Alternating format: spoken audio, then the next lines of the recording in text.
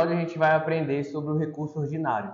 A gente vai analisar aqui alguns recursos ordinários, um recurso ordinário básico, um intermediário e um mais avançado, né? A gente vai analisar, na verdade, 4 recursos ordinários e todos eles, foram vitoriosos. A gente vai analisar, inclusive, um recurso ordinário, acho que foi um dos primeiros que eu fiz quando eu recebi minha carteira lá em 2017, e vocês vão ver até a evolução aí do meu recurso ordinário de 2017 para 2022, mas é um recurso ordinário que vocês vão utilizar muito, porque trata de uma demanda comum na Justiça do Trabalho e que foi vitorioso. Então a gente vai trazer os recursos e vai trazer os acordos referentes a esses recursos para mostrar para vocês que até esses recursos que tratam de matérias básicas, intermediárias e avançadas têm estrutura muito similar e mostrar como vocês são capazes de instrumentalizar isso e obter sucesso dentro da Justiça do Trabalho. Então a gente vai analisar aqui algumas informações, obviamente, eu já editei no material para não aparecer, para salvar ali o sigilo das informações dos nossos funcionários, das partes, né? Então deixei aqui o recurso ordinário que foi protocolado e o acordo sem as informações que aí levem a referência a alguém. Fechado? Né? Porque o processo do trabalho, para quem não sabe, ele não é público, ele é um processo que ele tem uma publicidade menor justamente para não atrapalhar a vida do profissional. Então, vamos começar, vamos parar de história. A gente vai analisar aqui um recurso de 2017 que eu fiz, tá? E vou fazer críticas, tá? Críticas a mim mesmo, aqui, sentar o dedo e vou avaliar aqui com vocês a qualidade desse recurso, o que era importante, como construí-lo, para que vocês aprendam, né? E também percebam que é uma evolução, gente. Então vocês vão perceber uma evolução, inclusive minha aqui, quando eu estava separando o material, deixei de propósito um recurso de 2017, outro de 2022, né? Tem de 2023. E vocês vão ver que, apesar de não ser tão perfeito como com uma qualidade técnica com a que eu domino hoje, ele obteve o sucesso que a gente pretendia. E isso é importante para vocês. É importante vocês saberem que vocês não vão começar fazendo o melhor recurso do mundo, né? O normal é que vocês vão melhorando essa qualidade técnica e profissional e vão assim tendo mais segurança e conforto. Inclusive, esse primeiro recurso aqui que a gente vai analisar junto, eu estava bastante estressado nessa época. Então, eu estou passando um pouco de pano para mim aqui, mas eu estava bastante estressado. Por quê? Porque até era o início de uma carreira em um escritório maior que eu estava construindo, e existiam vários estresses ali, até de pessoais, né, de relacionamento pessoal, fim de relacionamento pessoal, várias questões sendo envolvidas, e eu ainda não sabia gerir esse tanto de responsabilidade. Outros advogados que eu tinha que fazer com que o escritório funcionasse para que eles fossem bem remunerados, já que a advocacia era algo que eu sempre quis que fosse bem remunerada, né, que fosse uma atividade aí com uma qualidade de serviço boa. Então tudo isso a minha mente me cobrava, e aí eu tinha uma decisão dessa, que foi uma decisão esdrúxula, e que eu tinha feito o trabalho impecável da RT, e a gente vai ver como eu aproveitei isso. Vocês vão perceber que o recurso ordinário, ele nasce, né, ele é bem estruturado também, e às vezes é possível tirar alguns requisitos dele, de não ser tão polido, porque tu fez um bom trabalho na RT, tu fez um bom trabalho na construção das provas. Vocês vão ver exatamente isso agora nesse recurso. Então, diante do contexto do estresse, isso é uma coisa que vocês vão aprender. Por quê? Porque vocês têm que ter noção, quando vocês vão fazer uma peça processual e tu sabe qual é o caminho justo para aquela demanda e aquilo que tu estruturou no processo, isso vai te causar um impacto se tu tiver uma sentença improcedente. Então, nesse caso, eu tinha uma sentença totalmente procedente e a gente passou do totalmente improcedente para o totalmente procedente a partir desse recurso. Só que tu imagina ter construído um trabalho ali da reclamação trabalhista, ir para a audiência, construir todo um arcabouço probatório muito bom, a tua argumentação está totalmente adequada e alinhada, e tu tem uma sentença improcedente. Isso é frustrante, porque tu sabe qual era o certo. E aí tu tem uma decisão que não era adequada ao caso, e aí tu precisa apresentar um recurso, estender esse processo. Isso causa uma frustração, o nosso cliente tem uma expectativa frustrada inicialmente, porque agora vai ser estendida, mas felizmente vocês estão aí para trabalhar e ter esse retorno. Por que eu estou falando disso antes da gente começar essa análise? Porque vai acontecer com vocês, e é normal que no início vocês fiquem muito estressados. Por quê? Porque é tudo muito novo, né? A advocacia ali está nova, é estressante essa situação por si só, porque a gente quer logo encerrar, entregar o justo ao nosso cliente, mas Hoje em dia, vocês vão ver na evolução do trabalho, a minha tranquilidade é totalmente absurda em relação a construir isso e a gerir essas situações em que a gente tem decisões contrárias àquilo que a gente acredita, àquilo que a gente estudou, àquilo que a gente sabe, né? A gente tem vários, vão ter outras aulas aqui que eu vou trazer outros recursos para vocês, né? Os recursos ordinários, eles têm duas finalidades principais, né? A finalidade é anular o processo ou reformar o processo. Hoje a gente vai ver 4 recursos, a gente vai dividir em 2 blocos de aula. Então, essa aula aqui a gente vai analisar um recurso básico e intermediário, de matérias básicas e intermediárias. Uma outra aula, né, que eu já vou dividir, vai ser recursos de nível intermediário e avançado. E todos eles, né, vocês vão perceber que a estrutura é a mesma, tá? Só que é uma estrutura de reforma. Todos eles eu busquei a reforma. Então, os 4 que a gente vai analisar hoje é sobre reforma. Olha, o processo está perfeito, ele seguiu um caminho perfeito, mas o juiz decidiu equivocadamente.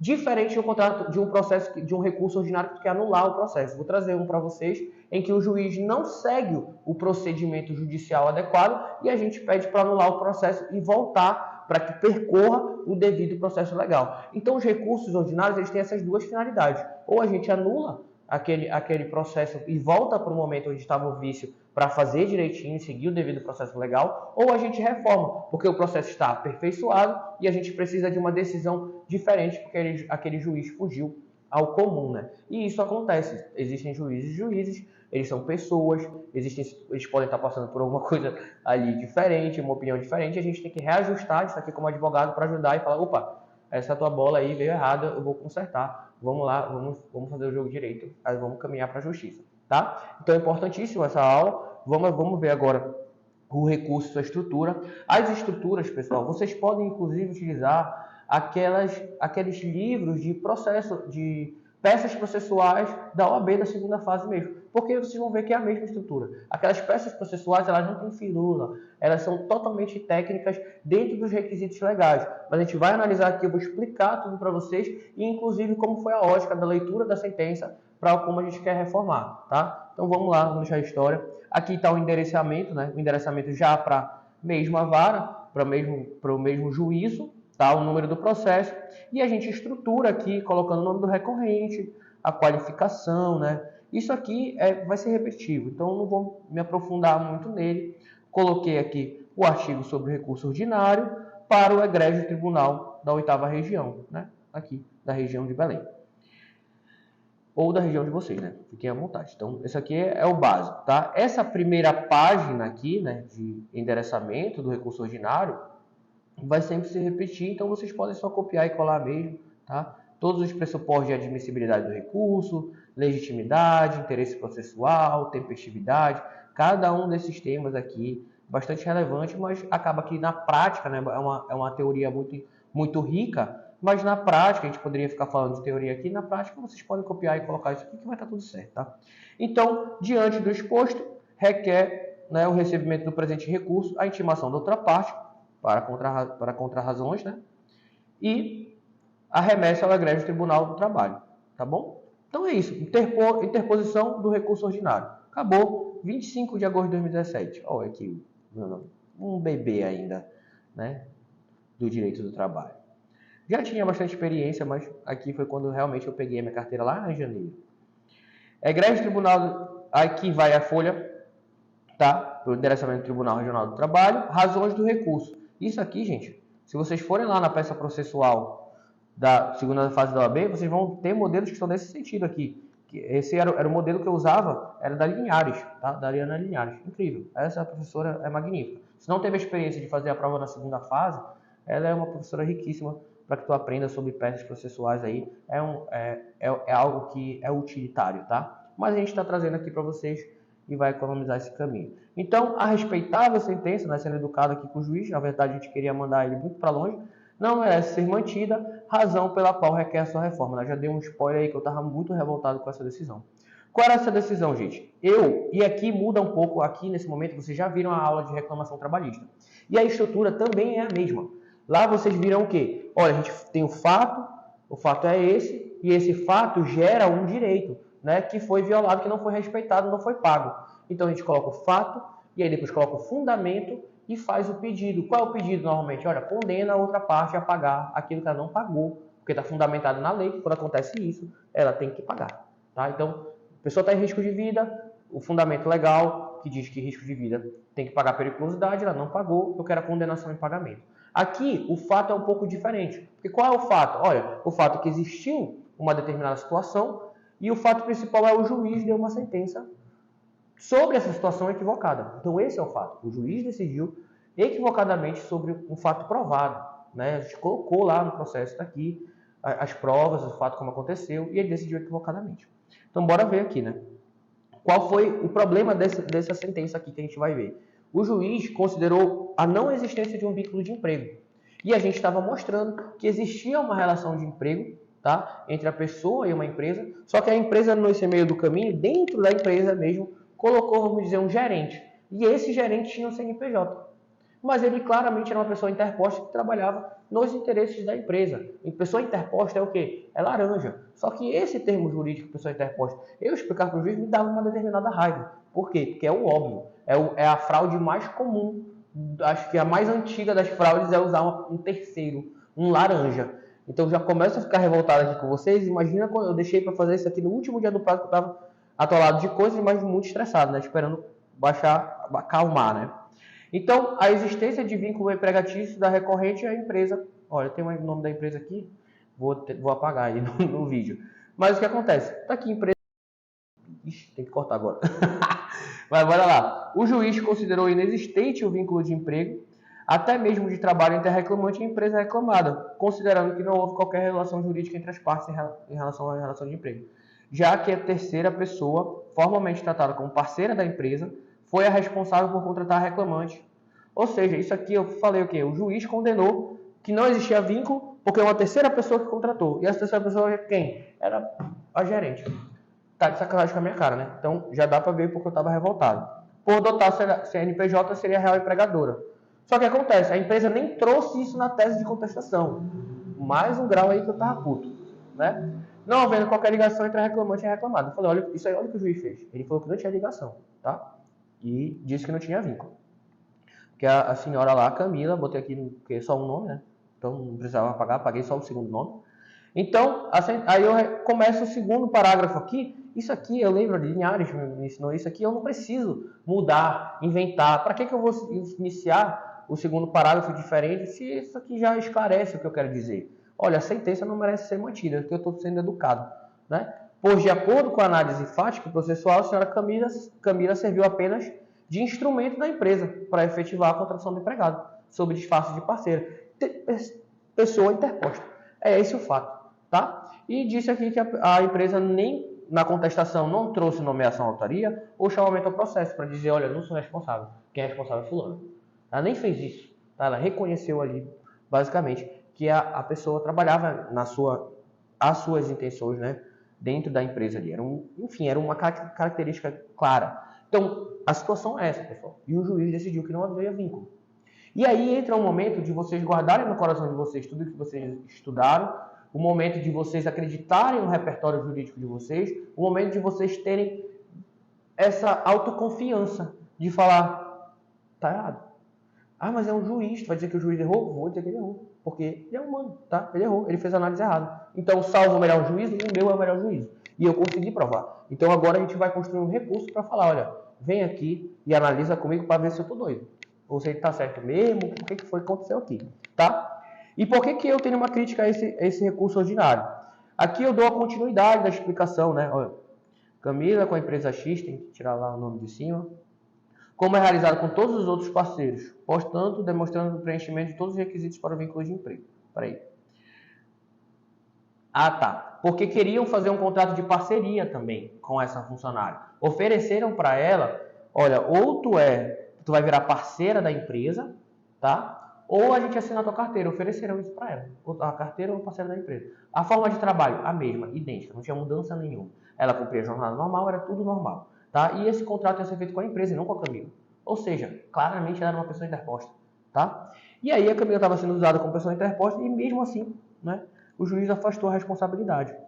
Então, prova de direcionamento da Camila, né, pela empresa, é que ela sugere a opção de carteira assinada, proposta que está justificada pela reclamada, com o argumento que seria para o cargo de secretária e não da senhora Camila. Ou seja, ela tentou falar, não, poderia ser, mas não era esse cargo, né? Então, e quando a Camila, e tinha mensagem, tinha troca de mensagem no Facebook ali. E aí no Facebook tinha lá a mensagem, olha, você quer vir trabalhar aqui e tal, tá aqui, carteira assinada. Tinha tudo isso, tá? A empresa não fez prova de contratação para cargo de secretária, que era o cargo que ela estava contratando, ou seja, que a menina estava exercendo, né? Juntou lá uns CTPS aleatórios de outro funcionário. Então aqui que mora o meu erro, tá? Meu erro que tecnicamente salva esse recurso, eu sabia que ia salvar, mas que eu não faria isso e vocês vão ver no outro recurso ordinário. Por quê? Porque eu mostrei todo o fato aqui. Isso aqui é tudo fato, gente. Olha, o fato é esse, aconteceu isso. Ela estava sendo usada como pessoa interposta, né? Não fizeram provas, ou seja, provas inúteis ao feito aqui, ó, já que não embasa qualquer efeito modificativo, suspensivo, tá? E não serve ao convencimento do juízo. Beleza. Aí eu venho bem aqui, ó. Deste modo, por todo exposto, demonstrado que a própria empresa não trouxe processo fundamentos referentes à transferência da responsabilidade à parceira, né, já que esta apenas representava ela, não exerceu nomeação, autoria ou chamamento ao processo, requer a recorrente a reforma da sentença para que seja reconhecido o vínculo de emprego. Aqui eu já estou fazendo o pedido. Lindman, cadê o fundamento? Não está o fundamento ali. Mas por quê? Porque eu me garanti nisso bem aqui, ó. Tudo sobre os efeitos do argumento da inicial, observado o efeito e profundidade dos fundamentos ali dispostos. O que é isso aqui, gente? Isso aqui é como se eu estivesse criando um anexo ao recurso ordinário. Aqui embaixo, ó, no requerimento final, diante do exposto, requer o reconhecimento do presente recurso e no mérito o seu provimento, tá? Para que a sentença seja reformada. Olha, essa palavra aqui é técnica demais. Eu estou pedindo a reforma. Estou pedindo anulação, né? Estou falando, sabe essa sentença? Substitui ela aí. Corrige ela aí nos parâmetros adequados. Seja reconhecido o vínculo, e aí eu peço as verbas contratuais, resilitórias, diferença salarial, período de estabilidade, porque essa funcionária estava grávida, né? Devolução do valor lá que ela usou, vale transporte e reparação do dano material integral. Tudo sobre os argumentos da inicial, observados o efeito em profundidade dos fundamentos ali dispostos. O que é isso? E aí eu vou explicar por que eu não gostei desse recurso. Vocês já viram aí que ele está basicamente só sobre os fatos. Mas eu sou levemente técnico ao dizer, olha, eles não usaram a nomeação autoria, chamamento ao processo, está responsabilizando o terceiro, tirando a responsabilidade da empresa, sendo que claramente a pessoa é uma pessoa interposta, isso é uma fraude. Então, tecnicamente, o que seria bom que eu colocasse aqui antes desse parágrafo aqui, deste modo, antes desse modo, desse último parágrafo aqui que eu peço a reforma? Os artigos 9, né, gente? Os artigos do vínculo, falar aqui, olha, eu quero a reforma para reconhecer o vínculo diante da nulidade do uso aí dessa pessoa interposta para prejuízo do reconhecimento do vínculo. Poderia ter colocado aqui todos esses fundamentos. Por que não coloquei? Estava mordido. E porque eu coloquei esse efeito em profundidade. Eu falei, olha, juiz, isso aqui basicamente é uma resposta de todo saco cheio. Mas não é bom, tá? É muito melhor a gente facilitar a vida do nosso julgador. E qual é a questão? Quando o recurso vai ao segundo grau, tá? Quando o recurso sobe ao segundo grau, esse recurso a gente chama de efeito devolutivo, né? Por que devolutivo? Porque é devolver para o segundo grau. Porque é como se ele tivesse tido origem ali. Na verdade, ele sempre foi daquele tribunal. Então é como se o juiz tivesse o condão de julgar aquele processo, mas originalmente ele teve essa incumbência, mas originalmente o tribunal seria o responsável, porque tem aquele coro ali, né? Então, e quando o processo é devolvido, o juiz não precisa se limitar ao recurso ordinário. O desembargador não se limita ao recurso ordinário. Ou seja, ele faz uma análise em profundidade e pode, porque ele vai fiscalizar o processo, ele vai olhar a instrução, ele vai olhar a ata de audiência, ele vai olhar os documentos que estão relacionados. Eu não vou precisar juntar tudo de novo. Eu não vou fazer uma nova peça, né? Igual a gente fazia quando era agravo em outros momentos. Agora não, é tudo digital, então está tudo ali. Então tu faz a peça recursal, está todos os documentos ali. Então ele vai analisar tudo. E ele vai analisar a inicial e os fundamentos e aqueles documentos que foram juntados e a instrução processual. Então quando o processo sobra, ele tem acesso a tudo. E o que eu estou falando aqui é, faz o efeito em profundidade e lá está o fundamento que leva à condenação desses pedidos, né, os fundamentos que eu coloquei ali para a condenação desse. Tu só precisa ver que a empresa usou de uma pessoa interposta, que claramente era uma laranja. Tá? Então, poderia colocar fundamentos sobre esse sentido, sobre o uso de pessoa interposta, sobre o uso de laranja, sobre isso não prejudicar, né, o reconhecimento do vínculo, já que isso é claramente uma fraude. Então, usava o artigo 9, por exemplo, o mais básico de todos. Então, isso aqui é um pecado que não cometeria mais. Também, outro pecado que eu não cometeria tanto, aqui não tem tanto, tá? Mas eu ainda acho que os parágrafos aqui estão muito gritantes, né? Então, muito grandes esse final aqui, não. Daria uma enxugada. Sempre divido aí em parágrafos menores. Mas tá bom. Serviu ao propósito. E isso é para mostrar para vocês que até eu, tá? Estou aqui constantemente trabalhando com isso. Tive um momento que não trabalhava no nível que eu trabalho hoje. E isso não me impediu de entregar resultado para o meu cliente. E aí vou mostrar aqui o acórdão reformado para vocês, tá? Então a gente desce aqui para achar o acórdão. Tá aqui, ó. Conheceu o recurso, deu-lhe provimento. Como era sumaríssimo esse processo, não tem a instrumentalização do outro acórdão que vocês vão ver, que vem a narrativa dos fatos. Então ele pode eliminar o resumo, tá? Então aqui, ó, deu provimento unânime, tá? Unanimemente conheceu do recurso e deu-lhe provimento para reformar a sentença. Reconheceu o vínculo de emprego entre as partes, condenando a reclamada à anotação da CTPS daqui, projeção do aviso prévio, e depois ela acabou reconhecendo o período, porque ela descobriu uma gravidez, então a gente teve um período aí de 9 meses mais 5 meses em relação à estabilidade. Por isso que esse processo se tornou rentável, porque o período aqui, ó, muito curto, de 7 a 11 de 2016. Mas por que ele era rentável, esse processo? Se fosse só esse período, eu teria que fazer uma análise se a gente ia pegar ele ou não, porque aqui a gente não trabalha só com técnica. A gente tem que analisar a viabilidade financeira daquele recurso, daquela ação. E a gente pegou porque teria aí o período total, né, de estabilidade gravídica, de salário. Então, função mediante salário mínimo, reconhecer a rescisão indireta, tá? Condenar o reclamado ao pagamento das verbas. E aí depois ela começa. Salário retido, saldo de salário e correspondente ao salário de todo período posterior até 5 meses após o parto, em valores limitados ao pedido da exordial. Tá? Aí tá lá o valor, ó, até ele faz referência aqui, ó, vai ver lá no exordial. O acordo, ele também faz esse uso do efeito em profundidade. Ele não vai lá pegar tudo de novo, mas é preferível que no recurso ordinário tu instrumentalize ele ali logo com tudo, tá? Com fundamento, não fica aproveitando da tua RT. Mas eu me aproveitei da minha RT nesse momento, porque já dei o contexto aqui para vocês. Mas de toda forma, isso aí a gente vai trabalhar. O emoção tá nervoso? Tá nervoso, bora acalmar, bora fazer direitinho e deixar tudo organizado para não ter que contar, para encurtar aí o trabalho. Não se chega a ser um visual LOL, tá, galera? Esse também já é outro patamar que eu não sou muito chegado. Basta que tu estruture ali como tem que ser, tá? E tá adequado, tá? Só é um preciosismo que eu acho que a gente pode melhorar. Não tinha porquê. E aqui a condenação mudou, tá? Aqui, deixa eu ver se ela coloca, ó, terceirização de serviço vinculado à atividade de e-mail, posto respaldo legal. Deixa eu ver se ela colocou alguma coisa teórica que a gente pode utilizar, né? Deixa eu ver. Não se pode olvidar o efeito nefasto, que é a utilização abusiva da terceirização, né? Intermédio de mão de obra, precariza as condições de trabalho. Enfim, ele basicamente aqui colocou a fim de fraudar a legislação trabalhista, o artigo 9º, observa-se que a reclamante, seu depoimento, descreve suas atividades rotineiras declarando. Então ele vai começar a mostrar as provas aqui, ó. Ele foi buscar as provas lá na audiência. Ela passou orientação a todas as pessoas que lá trabalhavam, quantos clientes conseguiu agariar. Colocou aqui, ó, jornada, né?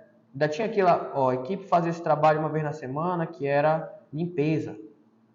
4 pessoas. Era uma coisa de limpeza da sala, imagina. Ah, tá aqui, ó. Somente a secretária era registrada, que acontecia de fazer a limpeza do ambiente de trabalho uma vez por semana, né? Olha, então, assim, bizarro, tá? Por que o juiz, com todo esse contexto, condenou daquela forma? Sabe Deus, né? Teria que comunicar às supervisoras e aos proprietários da empresa, que eles diziam que não deveriam demorar a voltar. Então, assim, né? Não podia se ausentar do trabalho, metas a cumprir. Está muito claro. que temos aqui? Uma fraude, né? Acabou. E olha onde ele foi buscar, ele foi ver os fatos. E aí entra outra coisa que eu falo para vocês, tá? O que eu falo muito para vocês? O fato, ele é muito relevante, muito. Ele é o primeiro de todos. Por quê? Porque o fundamento, gente, fundamento de reconhecimento de vínculo, fundamento de fraude. Por que até eu deixo passar às vezes quando... Porque para mim ele estava na minha cabeça. Ele é automático. E ele é automático para o juízo. A gente precisa instrumentalizar, né? Não pode deixar passar. Mas ele é automático. Então o juiz foi atrás, o desembargador, perdão, agora na hora da reforma, mas o juiz também faz esse exercício, ele vai ver o processo, vai ver as provas, vai analisar tudo e falar, olha, isso aqui é um vínculo de emprego. Esse exercício aqui era uma tentativa de fraude. Não serve, vínculo de emprego, preenchia todos os requisitos. Bora ver os requisitos, bora. Artigo 2 e 3, todo mundo sabe disso. Tá? Então o que o desembargador fez? Foi lá e falou, tá, não, isso aqui é um vínculo, acabou. Tá? E é isso. Perceberam? Esse aqui é o RO básico. É o RO base. Dá para melhorar, inclusive. Está abaixo do básico. Mas obteve nosso sucesso aí. Por quê? Porque está falando, inclusive ele menciona aqui, em algum momento desse acordo, está falando de direito indisponível. Isso é outra coisa que eu falo muito para vocês. Tal, da indisponibilidade do direito trabalhista, da dignidade do trabalhador e do valor social do trabalho. Daí porque se torna necessário investigar a ilicitude da terceirização, a licitude, né? Com finalidade de evitar fraudes à legislação trabalhista. Imagina vocês, a gente está falando de direito. Direito e justiça, ele é algo que não se analisa de uma maneira individual. Se o juiz considera isso justo, amanhã de novo ele vai considerar justo, a empresa daqui a pouco não contrata ninguém. Ela bota o terceiro liso lá, um laranja e pronto, bota o CNPJ aí e acabou. Então isso ia desestruturar todo o sistema jurídico, né, do direito do trabalho e violar diretamente a dignidade da pessoa humana. Estou falando de direito indisponível e é por isso que, por exemplo, a gente é até beneficiado pela leitura ali, né, pela inclusão, vamos dizer, do fundamento. De novo, eu fiquei mordido comigo aqui nesse RO, mas vocês já entenderam o recado. E a indisponibilidade ela também é levada em consideração, tá bom? Então bora ver um RO aqui que eu fiz em 2022, eu já estou mais organizado, tá? E ver a reforma dele. Então a gente tem aqui, ó, parece que está mais bonitinho, está maior. Tá, nome do recorrente, mesma estrutura que vocês viram no anterior, não vai mudar nada, tá? 2022, ó, foi dezembro. A respeitável sentença não merece ser mantida. Mérito. Aqui não era reconhecimento do vínculo de emprego. Aqui eu estava... O que eu queria? Existia um empregado que ele estava na jornada, teoricamente, de 44 horas semanais. Ele trabalhava numa jornada de 44 horas semanais. Só que quando ele foi me mostrar como era a disposição do trabalho dele na semana, uma semana era de manhã, outra tarde, às vezes à noite, era tudo muito aleatório. Claramente ele iniciava a jornada em 3 turnos diferentes, em semanas totalmente diferentes, né? Era uma coisa numa semana, na outra ele começava de tarde, na outra começava às 7 da noite. Então eu falei, meu amigo, isso aqui não é uma jornada comum. Por quê? Porque quando a jornada varia dessa forma, o cara entra de manhã, aí depois vai para tarde, aí depois entra à noite. O relógio biológico dela, né, que se chama ciclo circadiano, nunca se acostuma. O direito do trabalho ele tem muita relação com a saúde, com a vida, né? Porque antigamente as pessoas eram exploradas ao máximo e aí acabavam ficando doentes, morria, etc. Então, quando a gente tem essa discrepância a ponto de não me acostumar com a jornada, porque eu nunca inicio sempre na mesma jornada, é sempre uma vez de manhã, depois é à tarde, depois é à noite, o nosso corpo exige um trabalho de menor escala de tempo, para que tu possa te acostumar, né? Porque tu não vai conseguir se acostumar nunca. Então essa variação faz com que tu tenha um turno interrupto e a jornada reduzida. Então o que eu falei? Olha, ele está começando, eu tenho prova aqui que ele começava de manhã, de tarde e de noite. Então ele deveria estar recebendo hora extra acima de 36 horas. Não recebia nada porque era como se tivesse 44. Ela trabalhou 44, não recebe nada. Eu falei, não, entre 37 até 44 é hora extra. E a gente estava pedindo a rescisão indireta porque ele não estava aguentando mais. Mas quem é que aguenta 8 horas? Toda hora varia. Tem gente que aguenta, mas ele chegou no limite dele. Né? Quando tem um limite, tem uma coisa. E foi isso que eu falei, olha. A sentença julgou improcedente o pedido de reconhecimento do turno interrupto de revezamento. Olha aqui o que eu falei para vocês no RO anterior lá. Olha, são quantos anos de diferença aqui? 2017 22. 4, 3, 5. 5 anos. Olha aqui os parágrafos. É isso, mudei, ó. Olha os parágrafos. Olha os parágrafos do segundo. Isso dá uma leitura mais leve, né? Como eu disse, eu não sou eu amo visual law, mas a gente tem como melhorar. Embora o juízo tenha confirmado a veracidade da folha de ponto, esse extraiu dessa apenas o trabalho realizado nos turnos vespertinos e matutinos. Assim, resta evidente que o juízo desconsiderou a jornada noturna. O juiz falou assim, olha, ele começava de manhã e de tarde, não começava à noite. Então, ele não está no turno ininterrupto, porque turno ininterrupto seria manhã, tarde e noite. O que eu fiz aqui? Olha o registro de ponto. Vejamos. Trabalho noturno, aqui ó. Trabalho noturno, 1 da manhã, 7 da noite, 10 da noite. O juiz, tá doido? Tá aqui a folha de ponto. A empresa juntou a folha de ponto, pelo amor de Deus. Coloquei aí a folha de ponto. Tá aí, ó. Prova válida. É evidente que o trabalho extrapolava o trabalho da jornada vespertina e matutina. E alcançava a jornada noturna. 1 da manhã. Tá doido? Então, é isso. Juiz, tu falou que não era turno ininterrupto. Mas tu confirmou que ele trabalhava de manhã e de tarde. E aqui tem uma folha de ponto com noturno. Estrutura é a mesma. Ficou melhorado, né? Viram que eu botei aí. O juiz, alegando que o trabalho era apenas parcialmente noturno, negou procedência ao pedido conforme tal. No entanto, a própria OJ destaca que, havendo trabalho parcial noturno, em jornada diversa dessa, né? Vejamos. Olha o OJ. O trabalhador que exerce suas atividades em sistema de alternância de turnos, ainda que em 2 turnos de trabalho que compreendam no todo ou em parte, horário diurno e noturno, se tem diurno e noturno, em parte, turno ininterrupto. Tá aí a OJ, que ele mencionou. Tu tá mencionando a OJ, tu não leu a OJ não? Então eu falei, ó, tá aqui a OJ. O cara trabalhava no diurno e noturno. Mas tá. Diurno aqui, ó, 8 da manhã. Noturno, 10 é pouco, né? Mas tem aqui 1 da manhã, por exemplo. Ele só tem uma parte da folha, né? Mas tá aqui. Turno noturno. E aí, juiz? Diante do destaque, né? Olha o J aqui, já está o fundamento, olha que louco, fundamento. Não fui pegar o fundamento lá na RT. Quando eu fiz aquela referência, era pegar lá, botei aqui o fundamento, tá? 1h40 da madrugada, pelo amor de Deus. E aí, juiz, está aqui a prova que a empresa juntou. Claramente a empresa recorrida controla de maneira integral. Botei aí e fiz o pedido das horas extras. Fiz o pedido dando moral, porque esse funcionário ele não tinha uma escala, mandava uma escala para ele 1 da manhã, ele tinha que estar lá 6. Se mandava 3, às vezes ele tem que estar lá 8.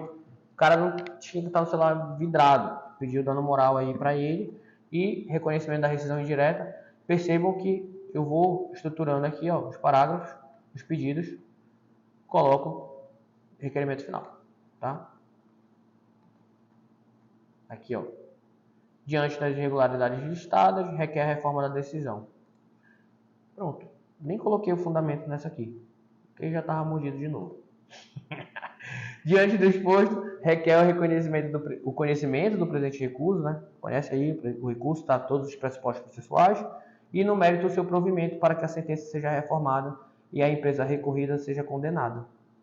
O turno ininterrupto, e se está reconhecendo o turno ininterrupto, o que esse recurso requer? Olha só. Está reconhecendo o turno ininterrupto, tá? Eu pedi uma rescisão indireta, porque ele não recebia hora extra, a jornada era maluca. O cara não recebe hora extra, não está recebendo hora de trabalho, isso é falta grave. Isso é falta grave, que é a rescisão indireta. Ele tem o direito a isso. E o dano moral, porque ele era chamado para trabalhar no dia anterior, 4 horas antes. Mudava a jornada dele, não era certo.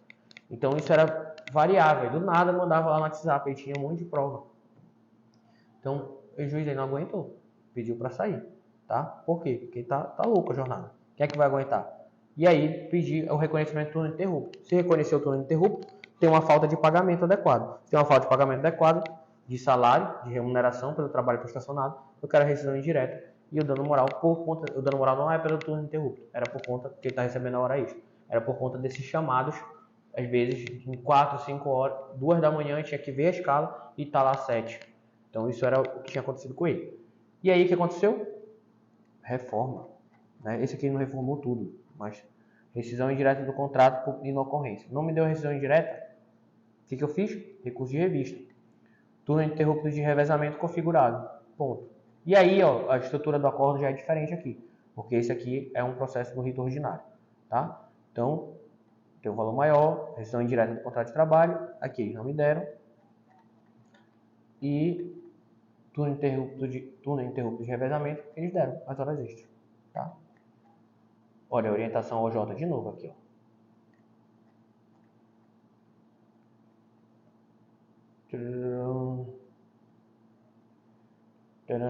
Aí ele colocou uma jornada diferente que ele reconheceu. Por que ele reconheceu diferente do que a gente colocou lá, a quantidade?